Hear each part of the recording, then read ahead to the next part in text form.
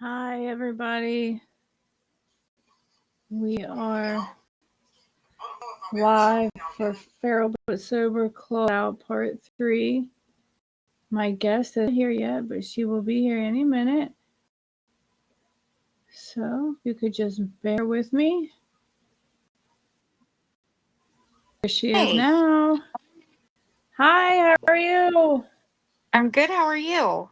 Doing well. Give me just 1 second. I'm not all the way set up just yet. I am working on it.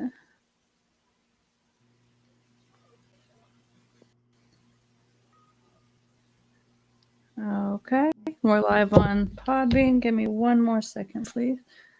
hmm I got a lot of platforms I stream to, so there's a lot of options for everyone to see me. So it just sometimes takes a minute. Also, so if you see me glancing screen to screen, I'm not being disrespectful. I'm completely listening to you. I'm just sometimes checking. There'll be comments on, I have TikTok over here Yeah. and then Podbean and the podcast platforms down here. So I am always listening and I don't mean to ever be rude.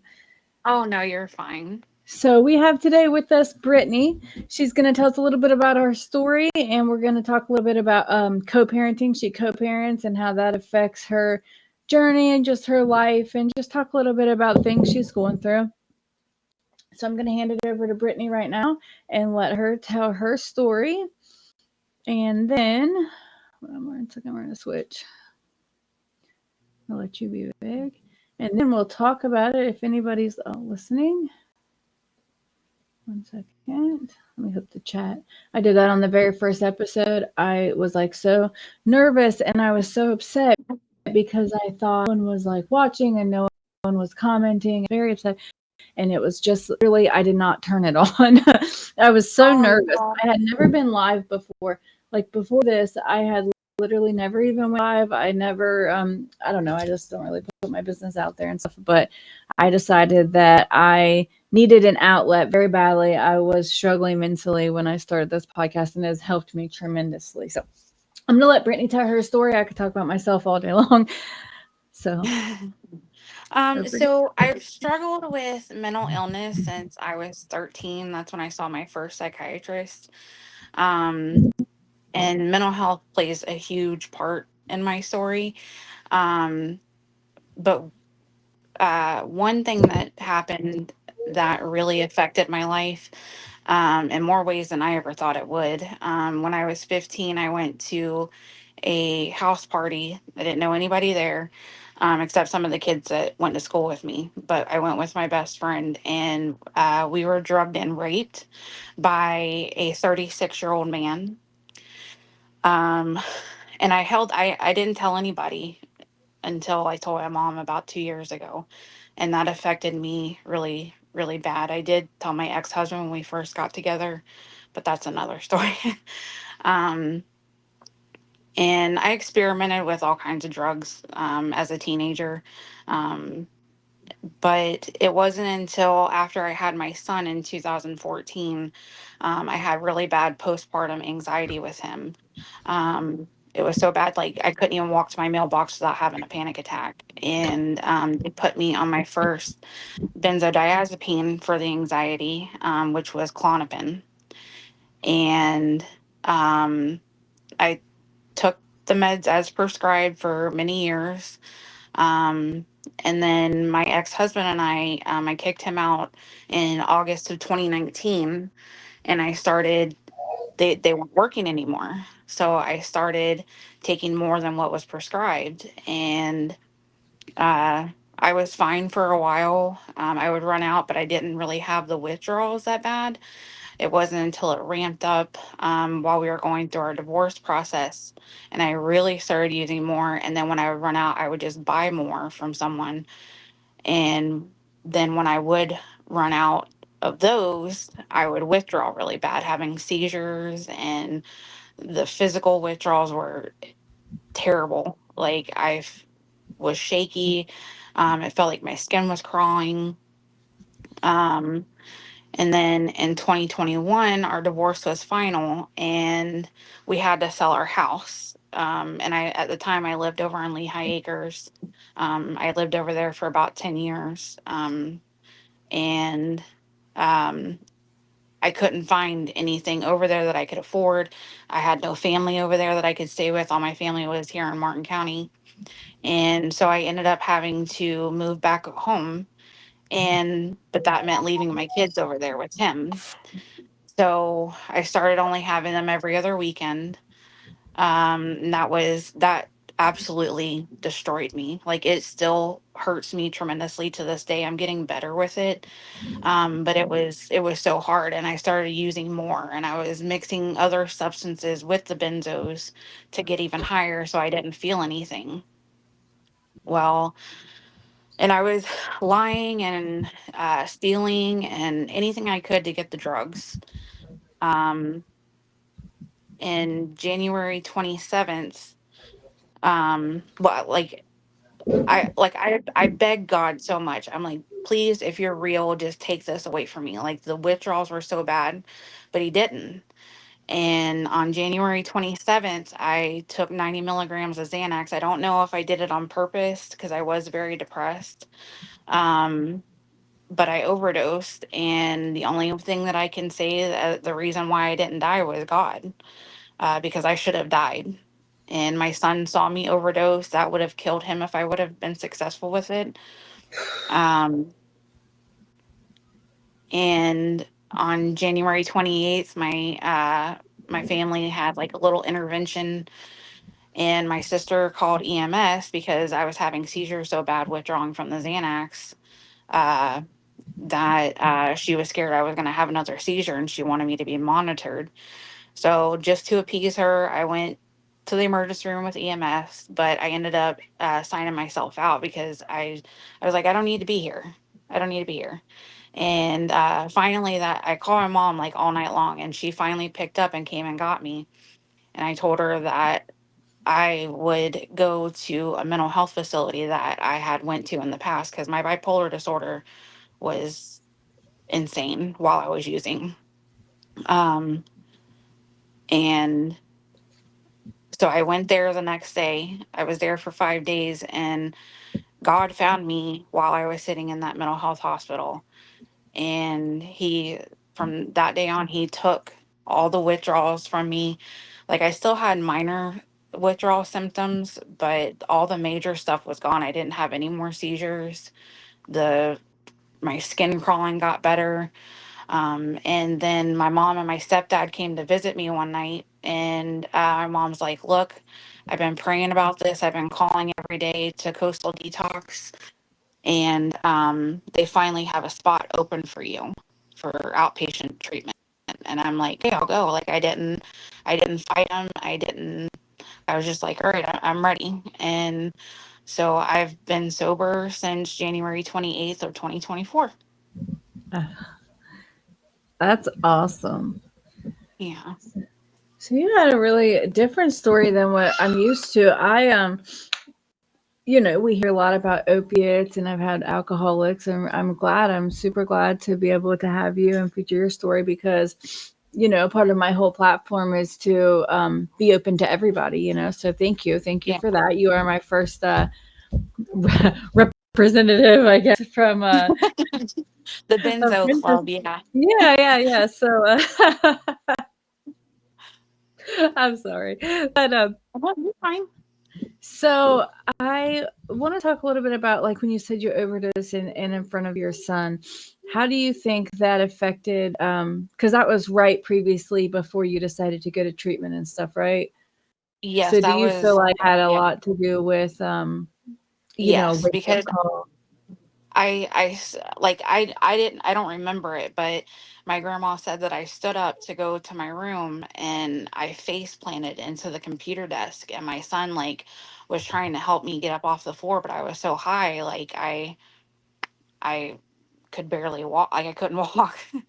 So yeah, that like, and I didn't directly ask him about that until like 6 months later, and I finally talked to him about it, and he was like, "Mommy, it was so scary.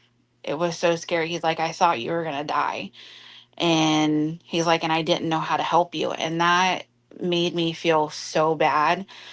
But my kids telling me now that they can see a difference in me, they love the person that I am now, that they have fun with me now instead of worrying about what mood I'm going to be in, or, if I don't have drugs, like, am I going to be in a bad mood?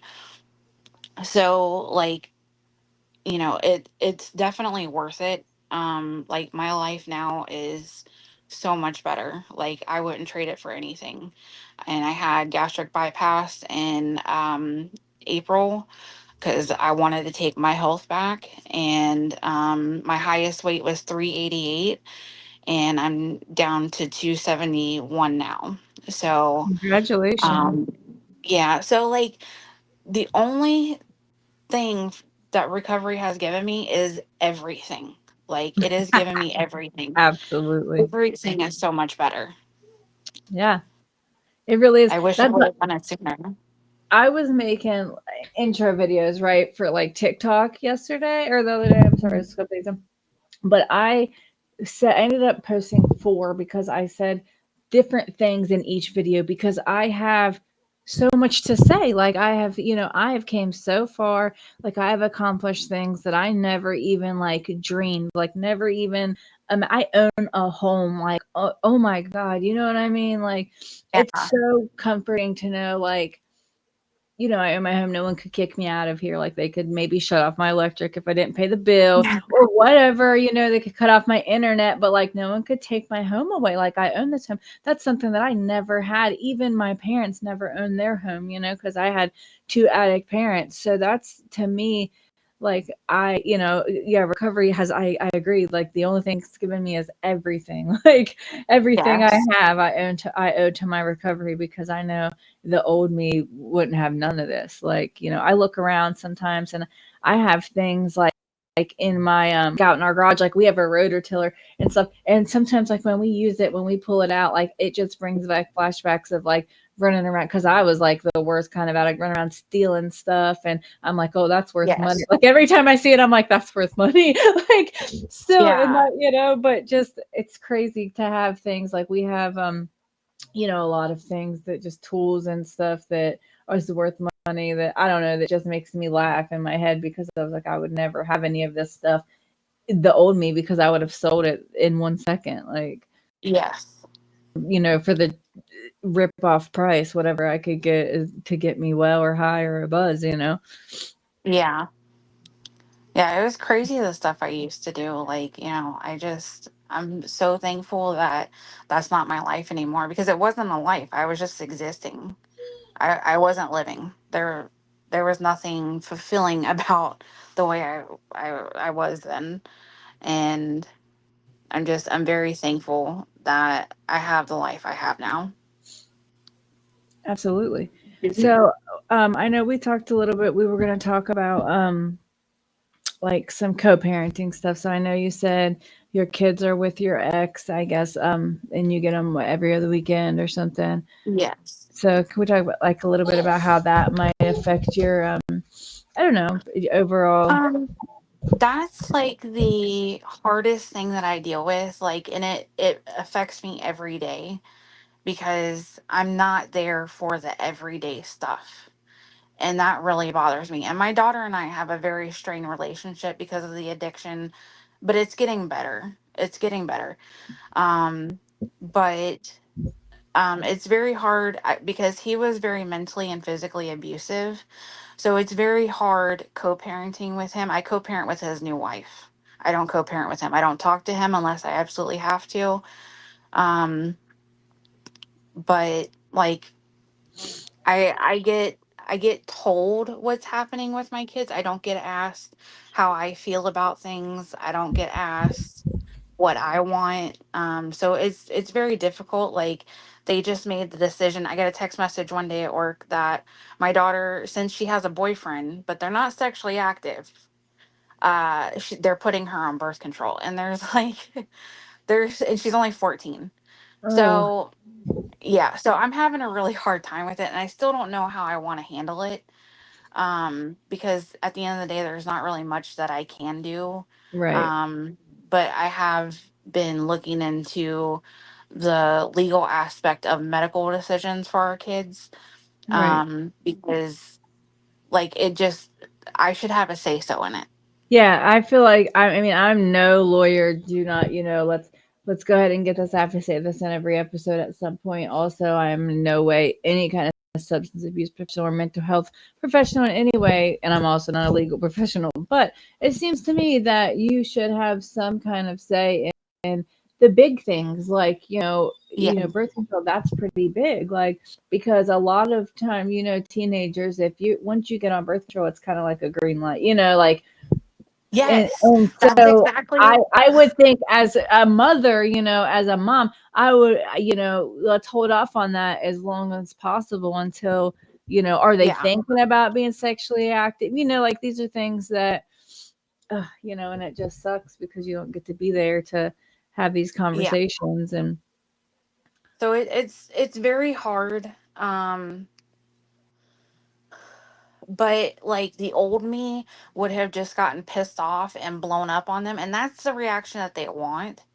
But I for don't sure. give them that reaction anymore. I'm a lot more calm. I think about stuff before I say it now. Like even if I'm pissed off, like I still think about things before I say them, because once I say them, I can't take them back. Right. So so I don't give them that satisfaction, because my ex-husband is very narcissistic, and I just don't give him that satisfaction anymore of getting me worked up like that. So I'm still trying to figure out how I want to deal with this, but I don't know. I don't really know what I can do at this point, but I've got to figure something out. Right. Right, and there's options and there's resources, and I don't know what they are. I'm not even 100% sure what area you're from, because where the show's virtual, a lot of Yeah. my guests and stuff aren't local. But there's got to be resources, and I don't know. Are you in Kentucky at all? No, ma'am, I'm in Florida. Oh, okay. So, well, I have no Y- clue then. But Yeah.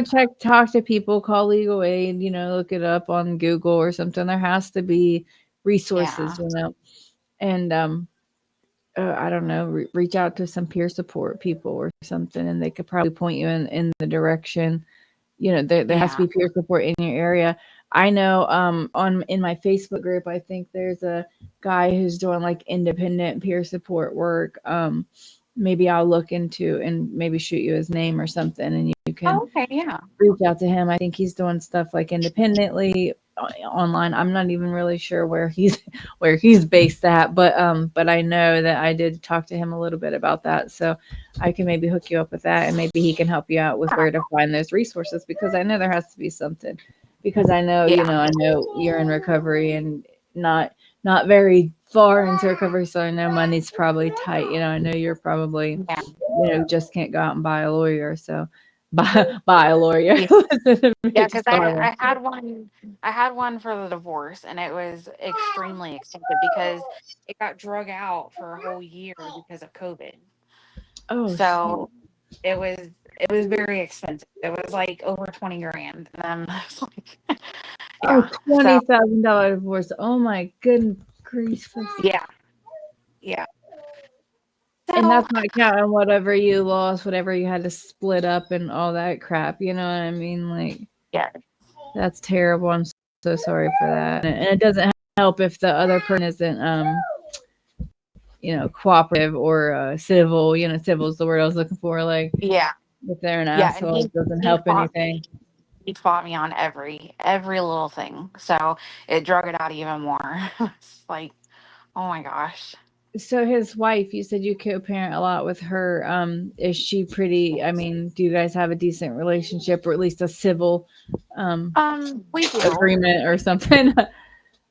Yeah, we do get along pretty good. We're not like best friends, but she'll text me and I'll text her. But yeah, I prefer to co-parent with her just so I don't have to deal with him. I just and if I do talk to him, it's only through text message. I will not talk to him on the phone. I won't talk to him without a witness, because uh shortly after I filed for divorce, I had to file for a restraining order, and I didn't get it because I didn't have documented proof. I'm like, okay. So The I, system fails. The system fails.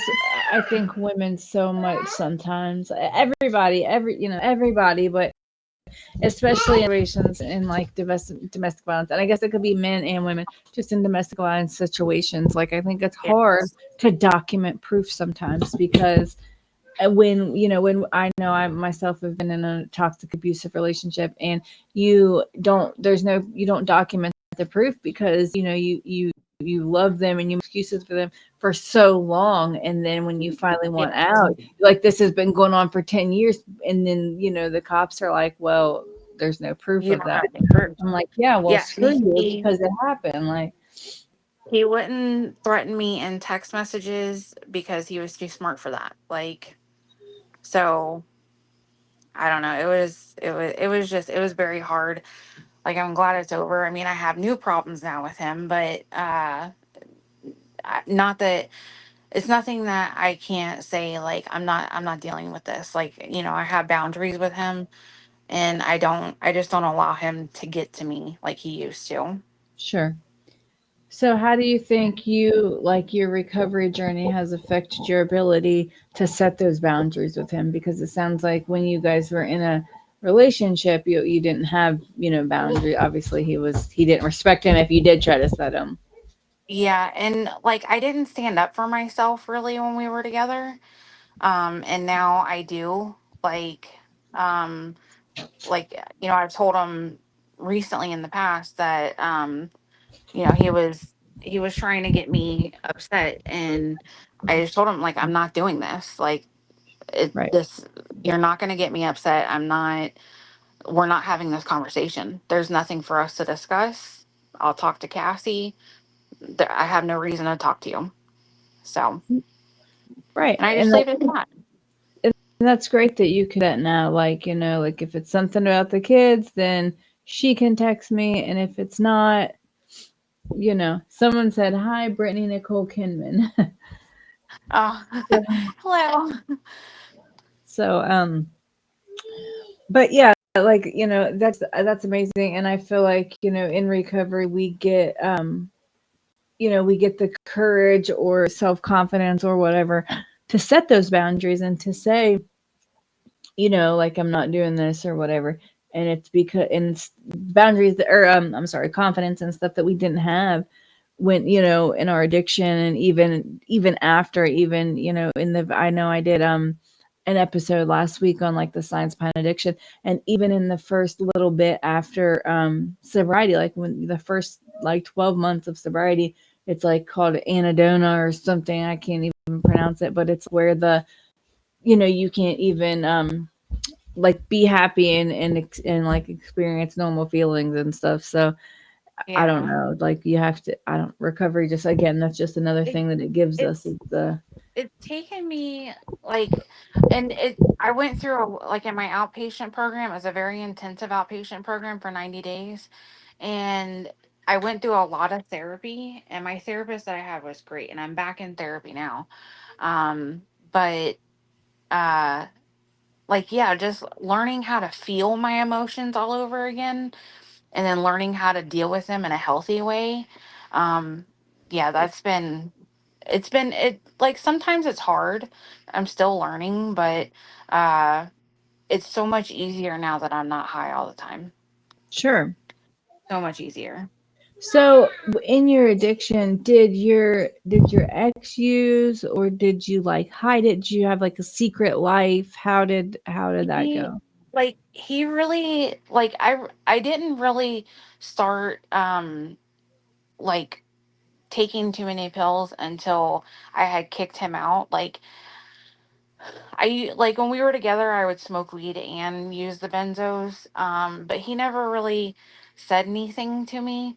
But like after we split up and everything, like, and when I finally got help, um, he was like, "Oh well, I'm not sure you need to be around the kids." I was like, "Well, I'm sober now."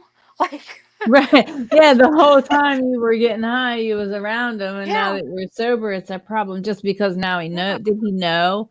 in your addiction? I Did you don't. think, like, after you start taking too many, do you feel like he knew or no? I, I don't know. He may have had an idea. Like, I'm not sure how he wouldn't have had an idea because it was really bad. But like he was like, well, you're not. I don't want you around the kids, and I'm like, you can't. Like, we have a legal document stating you can't keep the kids from me. So nice try on that. But I'm sober now. So and I'm working on myself. You need to work on yourself. You got Right. issues. Sure. But he didn't use. He smokes weed, but he doesn't it doesn't affect him daily. No, I mean, So, yeah, that's not, but yeah. but there can be other issues, but drug substance use is not the only, a lot of people have mental health issues and other things that they just need to work on their self. And he like because I was diagnosed with bipolar disorder after I had my son. Um and like I would have some really bad lows, like where I was so depressed that I checked myself in for the first time for inpatient treatment. I want to say it was 2016 or 17. And like before I went, I wanted to wash my hair and everything because I wasn't sure what to expect when I got there. And he was like, and I asked him, I was like, but I was so depressed I physically couldn't wash my hair, Hmm. and it was so bad and it was so humiliating. And I asked him if he can you please wash my hair for me, and he was like, oh, this is pathetic, you're a grown-ass woman and you can't even wash your own hair. Like, bitch, I told you. I Yeah. told you why. Like, I'm not doing this just to have you, cater to me. Like, I don't want you to touch me, but I need help. Like, you're my husband, I don't have anyone else to help me, our kids are too little. Right. And but he was very degrading, and he would put me down in front of people, and it was terrible. It was the worst 10 years of my life. So he was not supportive at all in your recovery journey. Like, once he found out that you didn't really start until after the addiction, but or until Like, after the relationship. this is where the narcissism plays in, because he like they would text me and be like, "Oh, we're so proud of you," like da da da da. And then like a couple days later he'd be like, "Oh, you're the worst mother ever." Like, I'm like, "Okay." Like, I don't know what to do to I'm not trying to make you happy. Like, Right. my goal is to take care of my kids and make my kids happy. As long Right. as they're happy, I don't care about anybody else. And build a And relationship with him. yeah, like that the only problems that I'm trying to fix is the ones that I have created for them. That's it. Nobody else's opinion matters. Right. Like, And it I shouldn't. know what I'm doing. I don't have to justify anything to you. Um, if you feel like I'm an unfit mother, then take me back to court. But I Right. don't think a judge is going to see that because I'm doing what I need to do and getting help. Right. And obviously you guys have already been to court, right? Because you have an agreement Yeah, already. So the yeah. judge already has given you rights, and and now, like you said, you're in any judge, anytime you go in front of a judge and you can say, like, I've done a program, I'm clean, I can show you proof. Like, they love that. Like, they want to Oh, yeah, see I people have my succeed. So certificate. Like, and I'm very involved with my church. Like, I help facilitate a recovery group at my church. Um, like, so I just don't pay any mind. And I think he's finally getting the picture that I'm not gonna show him any attention when it comes to like him putting me down like he used to, because he doesn't say a lot of things like that to me anymore. I think he's finally getting the picture. Like, it doesn't work anymore. right, So like, save it you for don't somebody care. else. His opinion no longer matters at all. Like, he has proved that he obviously, Like, and is obviously it's with only somebody else now. So, like, who cares? Obviously that's dead anyways. So uh, your and relationship with him don't matter. I don't I don't I don't care to talk to him. I don't The only opinions that matter to me are those of my children. Like, and they tell me how proud they are of me. Like, And one time I was on my way to bring them back to their dad's house, and it's a 2 hour ride. And we were just talking about it, and they were, it felt good to hear them say that they're proud of me at how far I've come, and that's all the validation that I need. Right. Absolutely. There's nothing better than, making our kids proud, especially when we've disappointed them in the past. Like, I know that Yes. I had a relapse at one point when I had my daughter, after I had my daughter, and that was the worst time. That was my lowest low because I drug her along and done, a lot of shit that I shouldn't have done. So, like, there's It's nothing hard. better than, hearing them say, like, I was trying to have a talk with my daughter one time not too long ago, and I was like, I know that I'm not always the best mom. And she's like, oh, you're the best mommy. And it just made me, you know what I mean? Like, Yeah. Jesus It Christ. does Like, something to your soul. yeah, Like, it's good, it's medicine for the soul when they say stuff like that. And they don't realize how much they help us, yeah, but like they are the best medicine for me. yeah. And I couldn't imagine life without them. No, as much as they, I don't know, as much as I have two toddlers, so like as much as the frustration and the aggravation, and then I also have an 11-year-old, and she's like, right on the verge of her little attitude stage and all that, but like I still would Just not wait, it trade gets them. Thanks. Thanks. So, do you feel like he like talks bad about you to your children or anything oh like? yeah. Oh, I know he does because they have come to me and asked me questions like, Mom, well, Case, I remember Kason asked me one time, my son, he was like, Mama, he's like, what's a cunt? And I'm like, what? I'm like, where did you hear holy that? shit. He's like, that's what Daddy called you. And I'm Oh, like, yeah. I was like, okay, uh, okay. I was like, Bubby, that's a really dumb. bad word. Like, don't say that. Don't say Yeah, that. that's awful, And and too because I try really hard not to talk bad about like people's parents in front of them. Even like I have a nephew and his mom is my sister, and Mhm.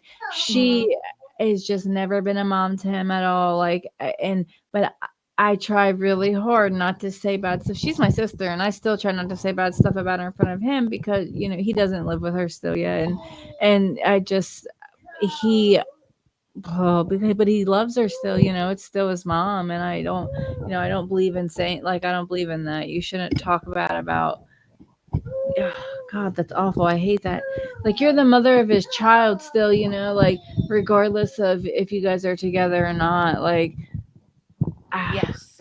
I mean, he said a lot of other stuff too, and it's just like my daughter would come to me and be like, "Why did Daddy say this?" Honestly, Paisley, I don't know. and Like how old I are your never. kids at this time when they're saying this stuff? This has been going on since we split up in 2019. Like my son got in the car and was like, "Daddy called you a bitch. Is that a bad word?" And I'm like, "Yeah, that." Oh my He was God. like, At how "Yeah." old? Um, what was that? What are we in? 2025. So he was about 4 years old. Holy, oh my God. And my Oh, it mom makes just you walked in. just so bad. Like I can be so petty, and I know we can't. Like we can't. I would never play games with my children, but God, I want so bad to just be like, go back and ask your dad what's a cocksucker. Yes. Yes. I almost stooped to his level, but Yeah. I was like, no, I can't do that. So, but yeah, he yeah, he said some doozies in front of them, and I Mhm. I don't know.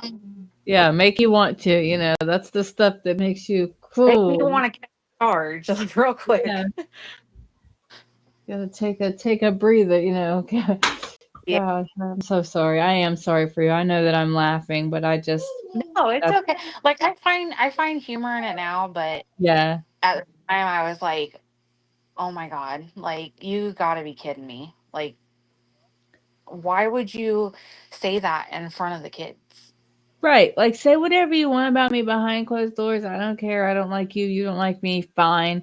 But like in front Not of in my front of the kids kids. though, my kids like and that's not fair too because they're so little and impressionable and you're trying to like rebuild a relationship with them, and he's just fucking it up, like he's just, oh, so sorry for you. But at least they're, kids, when as they get older, they really do, like, they see and they know, and they, Yeah, they it'll, have, and that's what I kept telling myself. Like, they're gonna develop their own opinion. hmm Like, and they see how much of an effort like I make now with not just them but with myself, because I didn't love myself for a long time, and that was due to his abuse. And for sure. um but they see me like just so much better now, and I don't know, it's just it's made our relationship better. So For sure.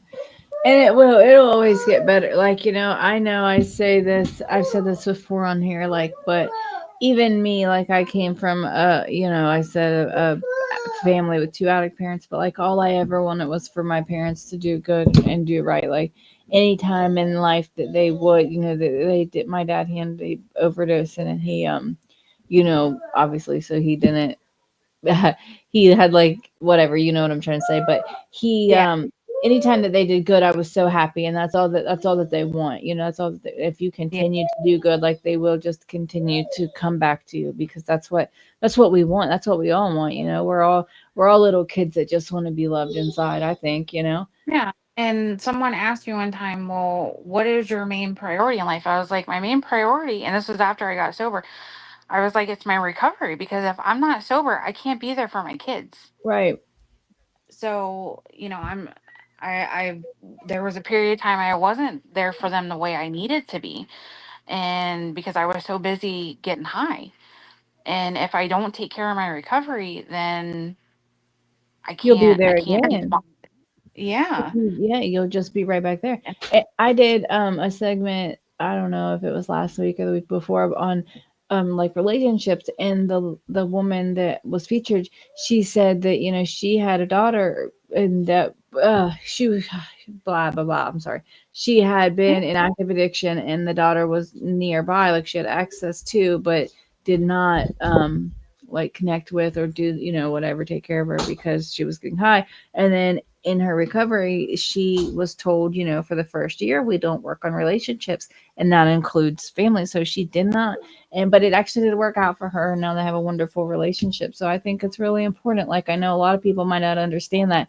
Like, they might think that, oh, you're being, like, selfish, or you don't love your kids, but that's not the truth. Like, if you don't take care of yourself, then you can't be there to love your kids, because when we're in yeah, our active addiction, we don't love anything but the drug. That's like a scientific fact. That was in all the research episode that I did. Like, we literally, our brain rewires itself to only care about the drug. So, if we don't take care of ourselves and our recovery, then we literally can't. We can't love our children, our family, our husbands, our loved ones, whatever. Like, so we have to do recovery number one. It has to be. yes.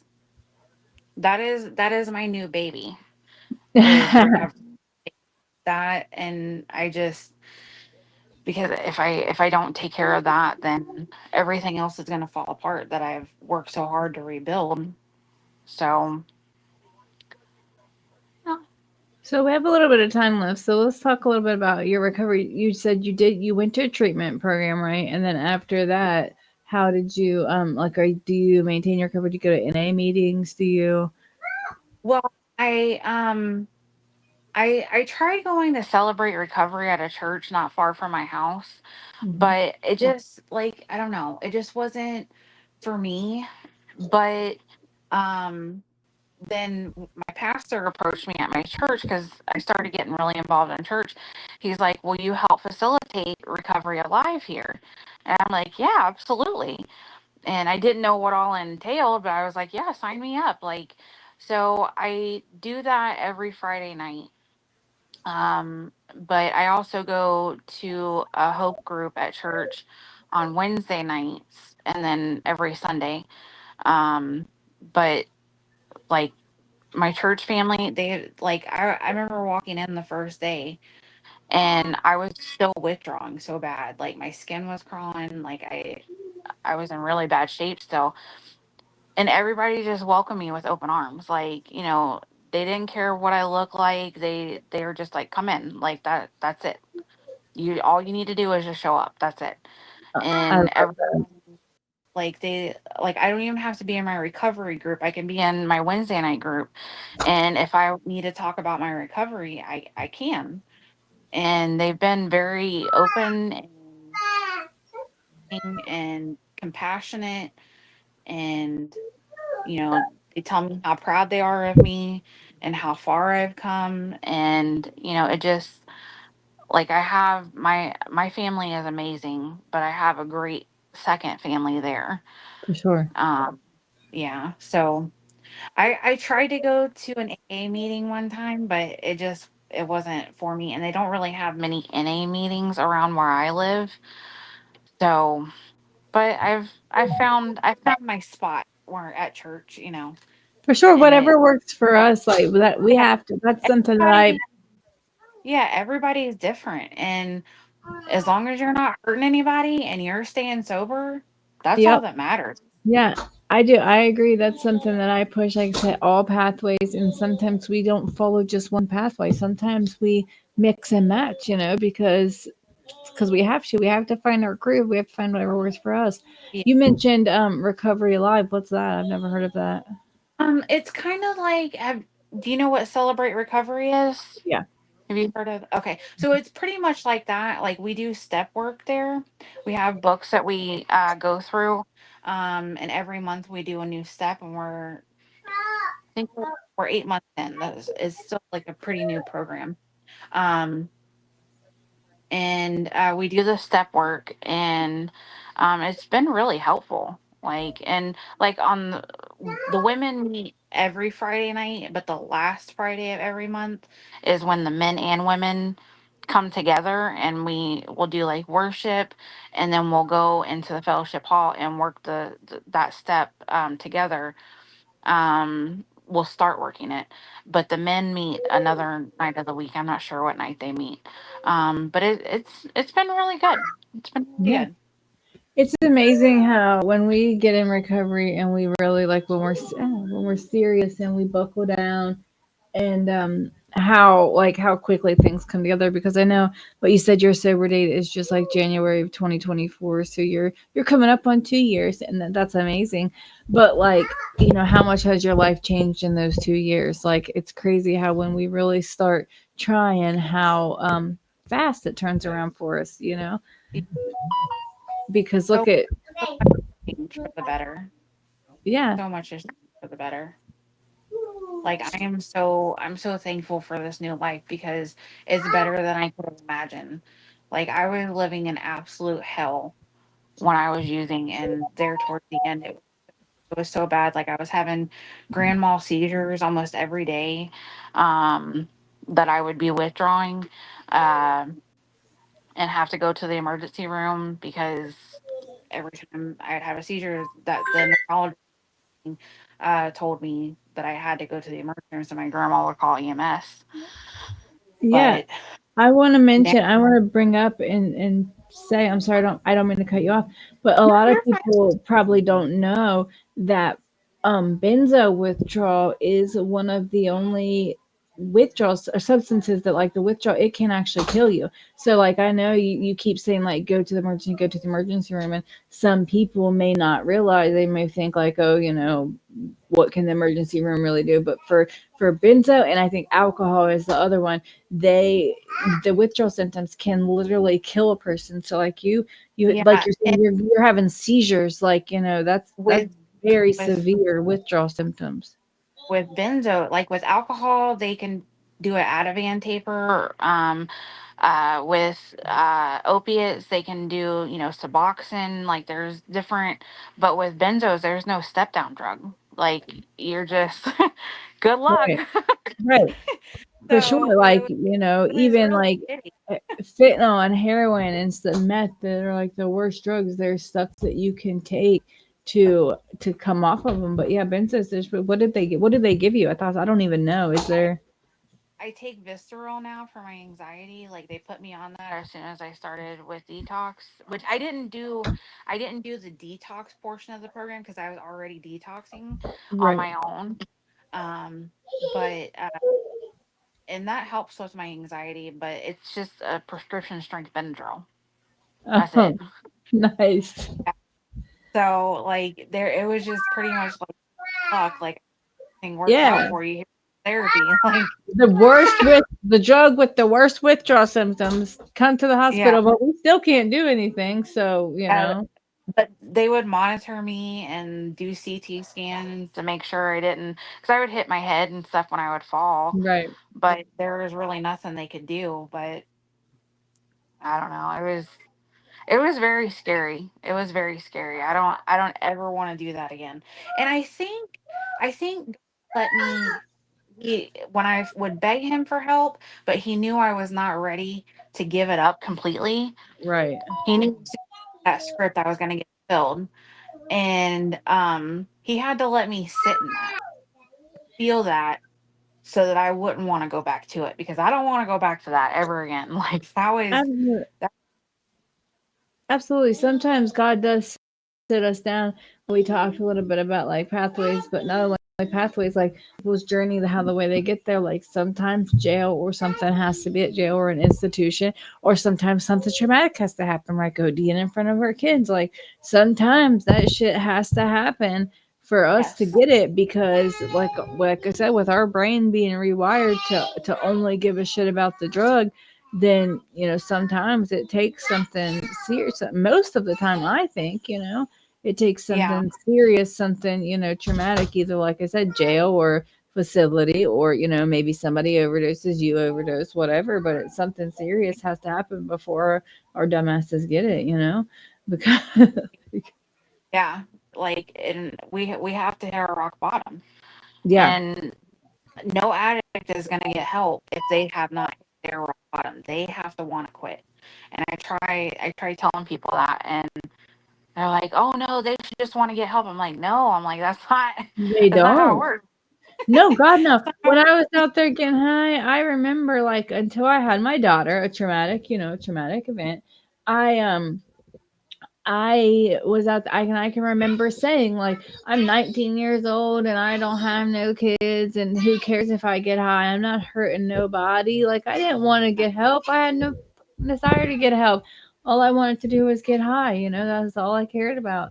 I literally like I ruined, like relationships, friendships. I stole from people that I cared about and lied to them, and because all I gave a shit about was, the was drugs. getting high and drugs. Yeah, that next fix.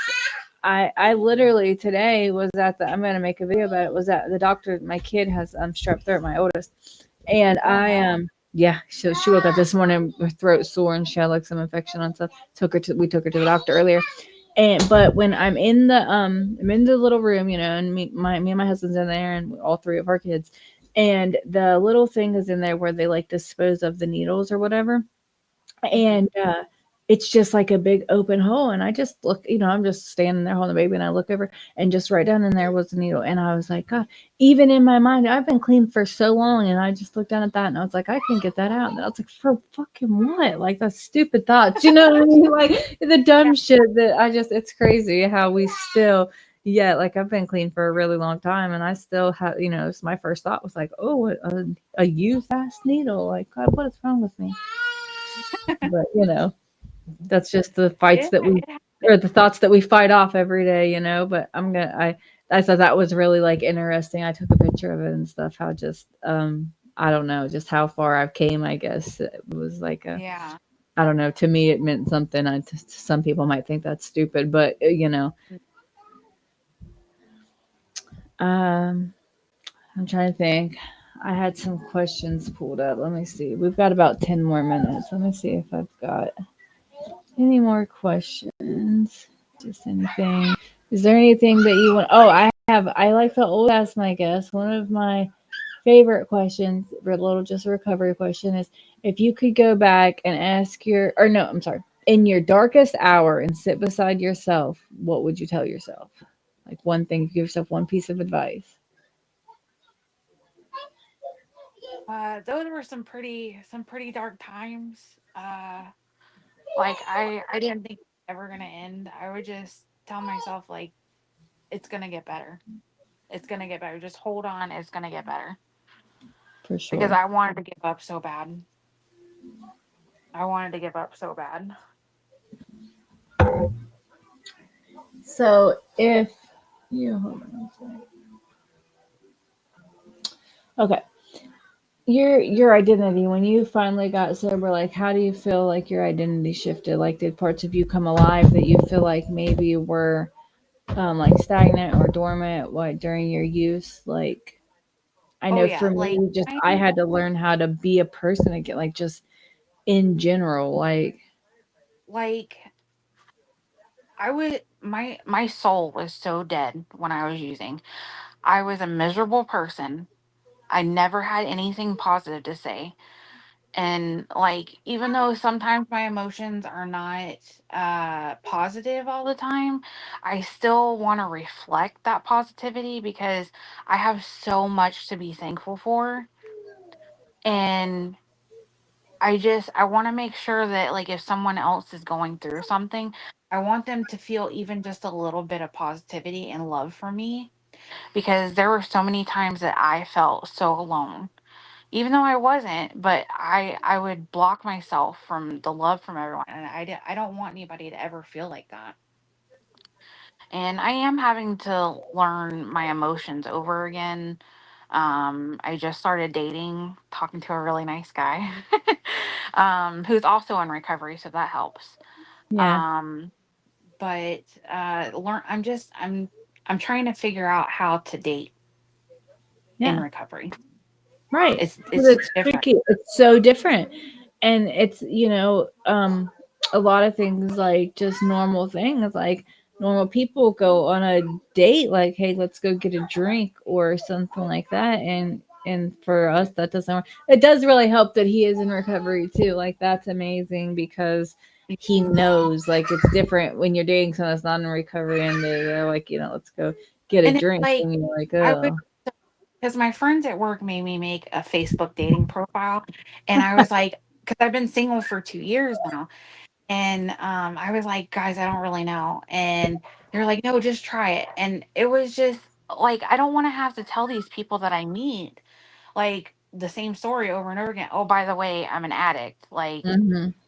I've been in recovery for a year and 8 months. Like, but I mean, I don't know.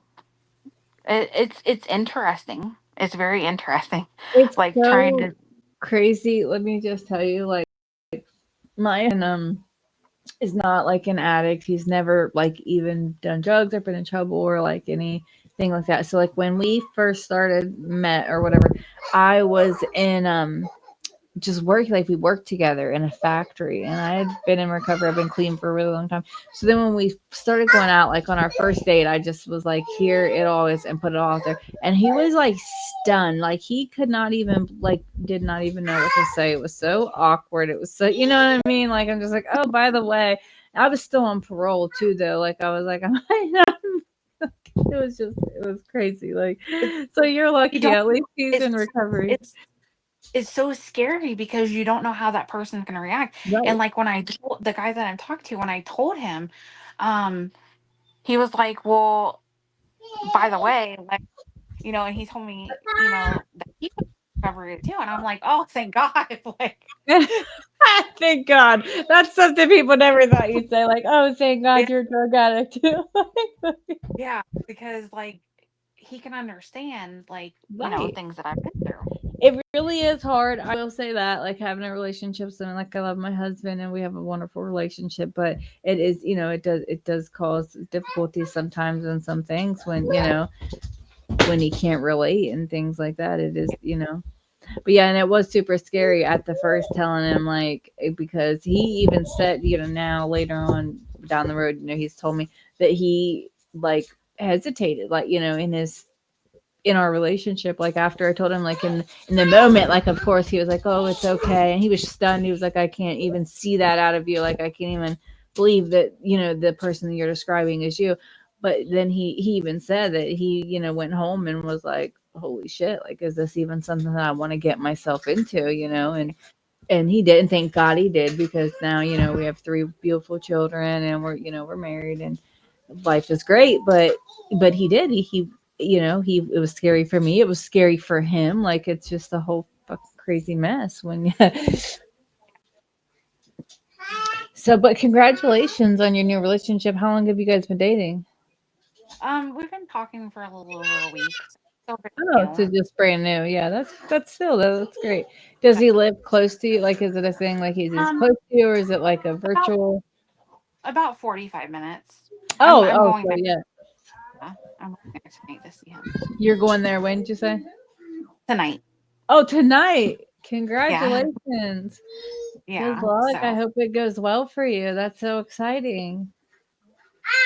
Or you guys have like a big date plan? I'm sorry, my kids are getting antsy. oh no, You you're have like fine. a big Um date we planned, or we've been on a couple dates, and oh, everything you is guys going have really met? well. You've actually met him already. Yeah. Oh, Yeah. great. That's Yeah. amazing.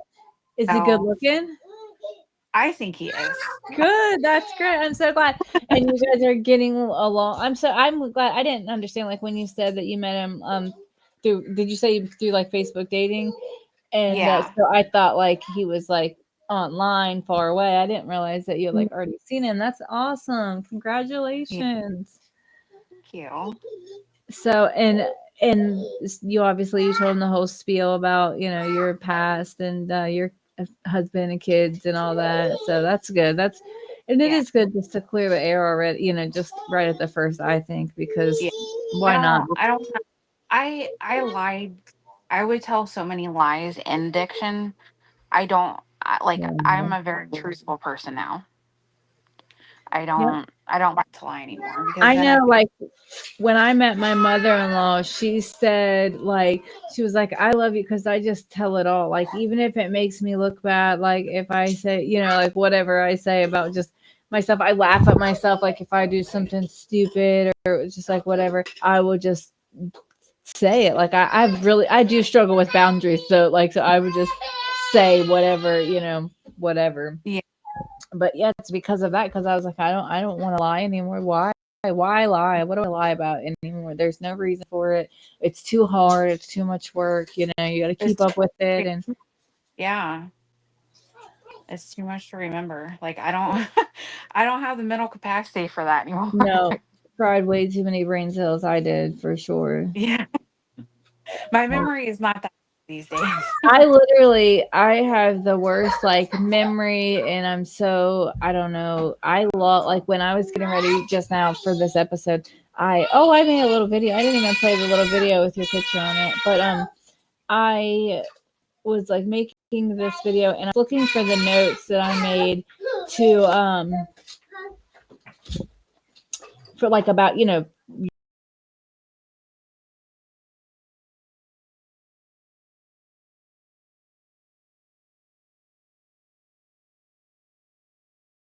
that, like, all over my desk, all over all of my you know all my stuff. I did find them, and so I had to like sit here, and I was like, think, because I've done several calls this week for people for the show, and I was like, Yeah. God, what? That's why I take notes, and I couldn't find it, but I did remember. I remembered at the end. I was like, we're talking about co-parenting, and I remembered what you look like, and then I went in and got your picture out and stuff. But I have the worst memory, like, it's awful. Well, it's 7 o'clock, so we're gonna wrap it up. Thank you so much for being here. I Thank you so really much. appreciate you sharing. I appreciate, like, I love the details. I had someone on the show the other day. I'm loving that everybody. That's my whole thing, is that I want everybody to be really raw and honest about the things that we've done and the things that have happened to us. I really appreciate you opening up and sharing so deeply. I know that sometimes that's hard, and I really do Yeah. appreciate that. I appreciate you being here and supporting Well, me. And you're welcome back. Huh? thank you for having me. Oh, yeah, for sure. You're welcome back anytime. I tell all of my guests, if you ever have anything else you want to tell your story, again, we always tell our story in different ways. That's, like I said, I was trying to do an intro video, and I ended up posting 4 of them because you know, we can always tell different things. We always say different things, think of different things. Like, I know anytime I tell my story, then like afterwards, I'm like, oh, I should have said this, or I left that out, or, you know, like whatever. So, you know, feel free to come back anytime, or if you ever have another subject or topic that you want to talk about, feel free. Okay, well, thank you so much. Yeah, thank you so much. I'm going to go ahead and end up. Okay. I really feel it's my time, think it's my year, yeah. I really feel it's my time, think it's my year, yeah. I really feel it's my time, think it's my year, yeah. I really feel it's my time, think it's my been ready. Used to hold myself back, my self-esteem damn bad. Gotta keep on chugging, ran through everything in front of me, might smoke bed in heaven. Got a